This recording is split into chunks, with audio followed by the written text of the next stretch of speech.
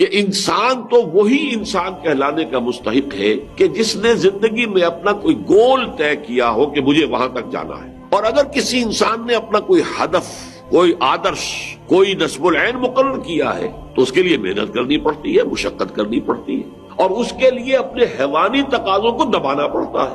جیسے آپ کہتے ہیں کہ آدھی رات تک جو ہے لالٹین جلاؤ، برننگ مڈ نائٹ آئل، آپ کرتے ہیں، راتوں کو جاگتے ہیں. حضرت علی نے فرمایا رضی اللہ تعالی عنہ، یغوث البحر من طلب اللآلی ومن طلب العلا سحر اللیالی. جو شخص بھی موتی چاہتا ہے حاصل کرنا سمندر سے، اسے سمندر کے اندر غوطہ لگانا پڑتا ہے. اور جو شخص دنیا میں اپنی زندگی میں کوئی اونچا مقام حاصل کرنا چاہتا ہے، اسے راتوں کو جاگنا پڑتا ہے. ومن طلب العلا من غیر قد اضاع العمر فی طلب المحال. اور جس نے یہ چاہا کہ بلندی بھی حاصل ہو جائے، رفعت بھی حاصل ہو جائے، اونچا مقام بھی حاصل ہو، محنت بھی نہ کروں، تو اس کی زندگی جو ہے وشفل تھنک